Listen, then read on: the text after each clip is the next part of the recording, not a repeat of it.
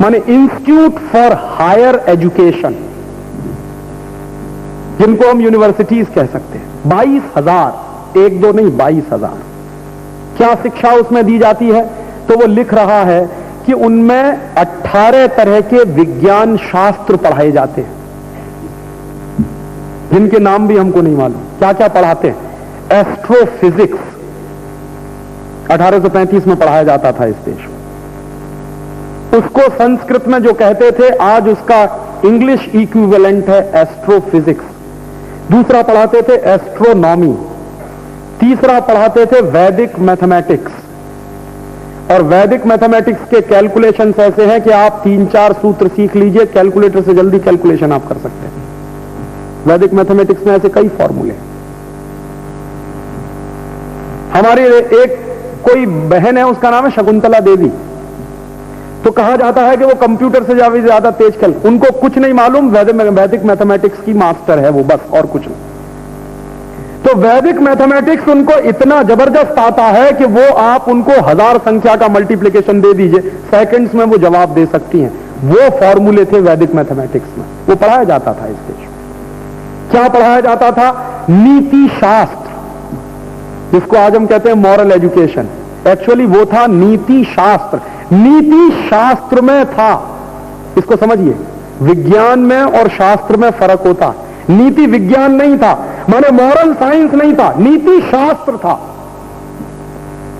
ऐसे ही था विधि शास्त्र, माने लॉ का एजुकेशन, वो भी शास्त्र था।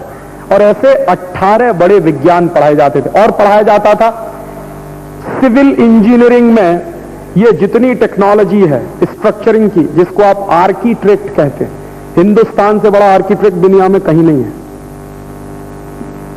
जो हिंदुस्तान का आर्किटेक्चर है दुनिया में कहीं नहीं मिलेगा आपको, चले जाइए किसी भी देश में। और मैंने तो यूरोप देखा है, यूरोप में बहुत सारी ऐसी बिल्डिंगें हैं जो हिंदुस्तान के आर्किटेक्ट की नकल करके बनाई गई हैं। मैं तो इस बात का क्लेम करने वाला हूं कि एक भी बिल्डिंग यूरोप में ओरिजिनल नहीं है। चर्च के जितने स्ट्रक्चर हैं वो हिंदू मंदिरों पर से नकल किए गए हैं। एक भी चर्च का स्ट्रक्चर यूरोप में ओरिजिनल नहीं है। फ्रांस का जो सबसे बड़ा चर्च माना जाता है नोत्रदाम, नोत्रदाम चर्च हिंदुस्तान के मंदिर की बिल्कुल नकल है।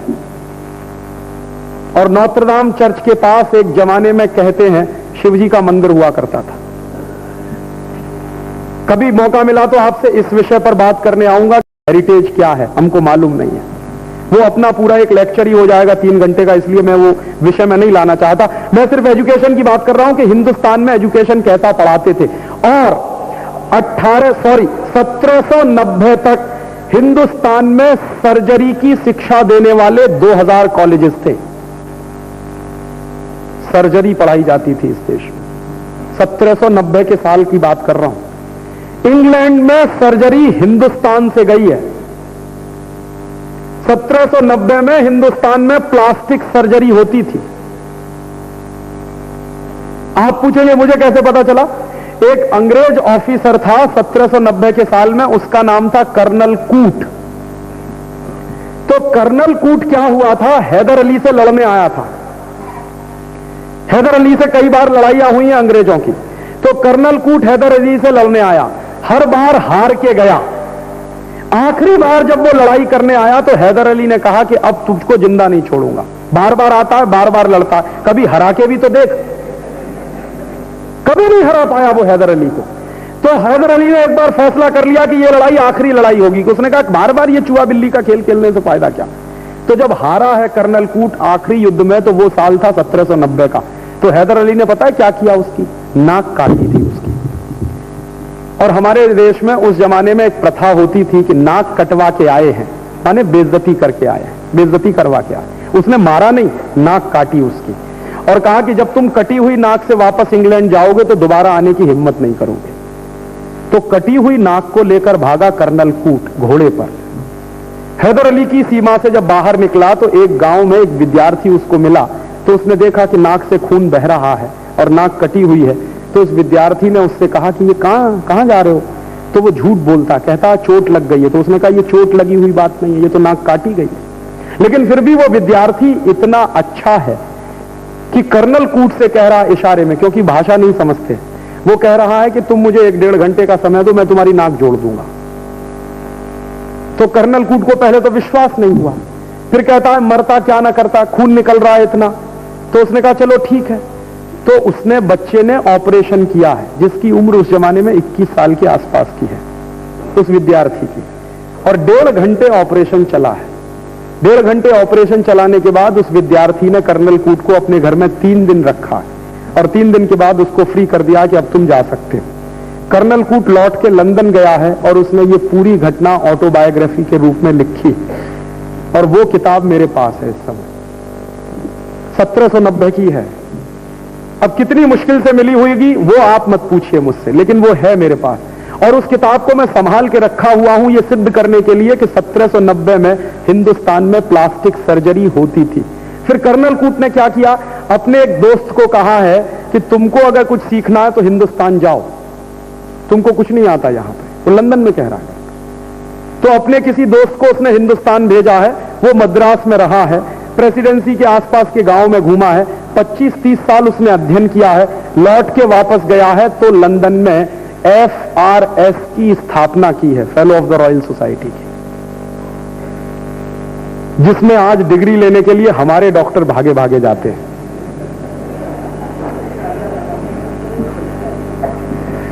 तो हिंदुस्तान में शिक्षा का तंत्र कैसा है उसकी ये एक झलक मैं आपको दे रहा हूं। दूसरी झलक वो आज आप देख सकते हैं कि हिंदुस्तान में जितने मंदिर बनाए गए हैं, जितनी इमारतें बनाई गई हैं, उनमें से एक भी इमारत गिरती नहीं। जैसे आज बनाए गए पुल 2 दिन बाद गिर जाते हैं, वो इमारत नहीं गिरती है। कितने बड़े बड़े किले बने हुए हैं। मेरे गांव में जहां का मैं रहने वाला हूं, एक गढ़ी बनी हुई है, पूरा का पूरा किला मिट्टी से बना हुआ है, मड से, और आज तक नहीं गिरा है। कितने 100 साल पुराना है आप उसकी कल्पना नहीं कर सकते, आज तक नहीं गिरा है। क्या मिट्टी है? कुछ नहीं है, ब्लैक कॉटन सॉइल है, और वो ब्लैक कॉटन सॉइल का प्रिपरेशन ऐसा है जो खड़ी हुई है सैकड़ों साल से। कोई माई का लाल दावा करके दिखा दे कंक्रीट की बिल्डिंग जो खड़ी रह जाए 100 साल से भी ज्यादा। ये साइंस था हमारे यहां, ये हम पढ़ते थे, ये हमारे यहां पढ़ाया जाता था। हिंदुस्तान के आर्किटेक्ट के बारे में तो दुनिया के तमाम दूसरे लोगों ने लिखा। वेन सांग एक चीनी यात्री है, उसने हिंदुस्तान के आर्किटेक्ट के बारे में एक ही शब्द कहा है, मार्वलस। हो नहीं सकता, कल्पना की बाहर है उसके। एक फ्रांसीसी आया है, उसका नाम है बर्नियर, पियरे बर्नियर। मूल रूप से वो साइंटिस्ट है, लेकिन घूमने का काम बहुत करता है। जब वो यहां आया है तो हिंदुस्तान के आर्किटेक्ट के बारे में उसने जो किताब लिखी है, पढ़ने लायक है। क्या विज्ञान रहा है इस देश में। बर्नियर ने एक मंदिर के बारे में लिखा है, हिंदुस्तान में दक्षिण में कहीं है, अब वो जगह शायद नहीं है, हो सकता मंदिर टूट गया हो कुछ साल में। वो लिख रहा है कि मंदिर में मैं गया तो अद्भुत विज्ञान का वहां मैंने वो देखा। मंदिर में एक जगह मैं खड़ा हुआ, मैंने चिल्लाना शुरू किया तो मेरी आवाज 3 किलोमीटर तक जा रही थी, और उसके एक कदम बाद मैंने चिल्लाना शुरू किया तो मेरी आवाज बगल वाला नहीं सुन सकता। तो ये कोई बहुत गहराई साइंस होगा, ऐसे ही नहीं बनाया गया। कोणार्क के सूर्य मंदिर का दरवाजा आप कभी देखने जाइए, मैं गया हूं, सूर्य निकलते ही पहली किरण भगवान के ऊपर जाती है। तो ये कोई साइंस था, कोई मजाक नहीं है। और इतना गहरा साइंस रहा होगा तब ये स्ट्रक्चर हैं जो आज भी हम देख रहे हैं। भग्नावशेष भी हमारे जो है, ध्वस्त खंडहर भी है जो कहानी कह रहे हैं कि कितनी बड़ी विज्ञान हमारे पास रही है। वो विज्ञान हमारे एजुकेशन सिस्टम का हिस्सा था, और उस विज्ञान से हिंदुस्तान चलता था। जैसे मैंने आपसे कहा 10,000 फैक्ट्रियां थी लोहा बनाने वाली, कल्पना हो सकती है किसी को। और उस जमाने में जितना लोहा बनता था वो करीब करीब उतना ही है जितना आज बनता है इस देश में। कोई मजाक नहीं था इस देश में, बहुत गहरा विज्ञान था। हमारे यहां कपड़े को रंगने के लिए जो रंग बनाते हैं, जो नेचुरल कलर्स बनाते हैं, दुनिया में उससे बड़ा विज्ञान कहीं नहीं था। अभी भी आप जाइए कोयंबटूर के इलाके में, आपको वो सब मिल जाएगा, मैं तो देख के आया हूं। अभी भी आप जाइए मध्य प्रदेश में सरगुजा के इलाके में, आपको ऐसे लोग मिल जाएंगे जो स्टील बनाने की टेक्नोलॉजी जानते हैं। सरकार ने उनके हाथ बंद कर दिए हैं, कानून बनाकर के वो स्टील नहीं बना सकें। वो रॉ मटेरियल नहीं ले सकते। जापान की कंपनी रोज रॉ मटेरियल लेके जाती है, उनको रॉ मटेरियल लेने की पाबंदी है। इतना गहरा विज्ञान इस देश में रहा है और वो सब हमारे एजुकेशन सिस्टम का हिस्सा था। और कितना ग्लोरियस एजुकेशन सिस्टम रहा है वो सारे डॉक्यूमेंट्स में पब्लिश करने वाला हूं, कुछ दिन के बाद आ जाएंगे आपके बीच में, तो आपको अंदाजा लगेगा कि क्या एजुकेशन सिस्टम रहा। उस एजुकेशन सिस्टम को बर्बाद करने के लिए आया था मैकॉले, और उसने सबसे पहला काम क्या किया कि हिंदुस्तान की शिक्षण पद्धति को बर्बाद करना है अगर प्रैक्टिकली, तो पहले लोगों के दिमाग में इसके प्रति हीन भावना पैदा करनी पड़ेगी। तो उसने हिंदुस्तान में आकर एक मुहावरा कहना शुरू किया कि जो अंग्रेजी की पढ़ाई है वो सर्वोच्च और जो संस्कृत की पढ़ाई है वो सबसे रद्दी, ये कहना शुरू किया। और मैकॉले ये कहता था कि कोई भी गलत बात कहते रहो कहते रहो कहते रहो कहते रहो, एक दिन उसका असर होता। ये उसने शुरू किया। और उसके साथ साथ उसने एक दूसरा काम और शुरू किया कि ये जितने गुरुकुल चलते हैं, उच्च शिक्षा के अध्ययन के केंद्र चलते हैं, इन एक चीज और, माफ करिएगा ये थोड़ा विषयांतर हो जाएगा, याद आ गई तो बता दूं। उन उच्च शिक्षा के केंद्रों में जो लोग पढ़ने जाते थे वो कौन थे? हमारे देश में एक बहुत बड़ी गलतफहमी है जो अंग्रेजों ने हमारे दिमाग में डाली कि ब्राह्मणों ने शूद्रों को पढ़ने नहीं दिया कभी। ये सबसे बड़ी गलतफहमी है और इसके आधार पर हिंदुस्तान के समाज में जो मारकाट हुई है उसका मैं वर्णन नहीं कर सकता। एडम स्मिथ के आंकड़े बताते हैं कि मद्रास प्रेसिडेंसी में जितने गुरुकुल हैं उनमें पढ़ने वाले विद्यार्थियों में 72% शूद्र हैं, 28% द्विज। द्विज समझते हैं? ब्राह्मण, क्षत्रिय और वैश्य। तो ब्राह्मण, क्षत्रिय, वैश्य हैं 28% और शूद्र हैं 72%। लड़कियों की क्या स्थिति है? 100% लिटरेसी है लड़कियों में। कोई भी लड़की को घर में नहीं बिठाया जाता, स्कूल जाना ही पड़ता है उसको पढ़ने। और कभी कोई लड़की की ऐसी स्थिति है कि वो स्कूल नहीं जा सकती तो गुरुकुल का अध्यापक घर आता है उसको पढ़ाने के लिए। ये सिस्टम है पूरे मद्रास प्रेसिडेंसी, ये वो लिख रहा है।